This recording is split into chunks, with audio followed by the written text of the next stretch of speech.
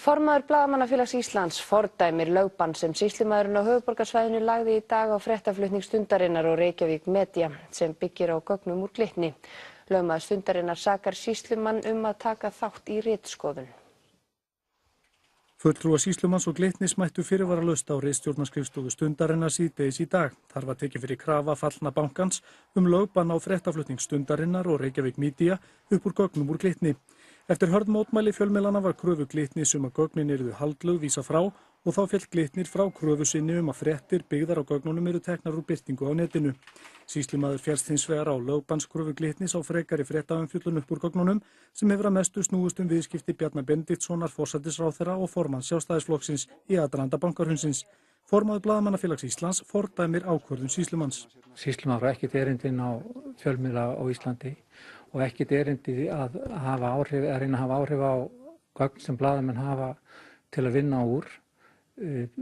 Starf þeirra lýtur að hagsmunum almennings og það er fullkomlega fráleitt að beita lögunum með þessum hætti og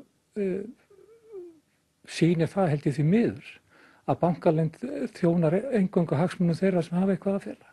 Hjálmar segir fréttaflutningin hafa átt klárt erindi til almennings. Lögmaður Stundarinnar tekur í sama streng og sakar sýslumann að hafa brotið gegn tjáningarfrelsi blaðamanna með ritskoðun og fyrir að hafa farið fram með offorsi. Þá sé lögbannskrafan allt of víðtæk.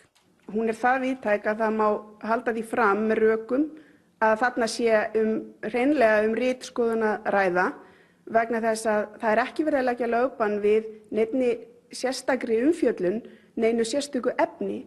Þarna er bara stjórnvald að ákveða að ekkert í þessum gögnum sem ræðir eigi erindi til almennings og það er ekki ákvörðun sem að tilheyrir sýslumanni, heldur er það ákvörðun sem er tekin inn á ritstjórnarskrifstofum fjölmiðla.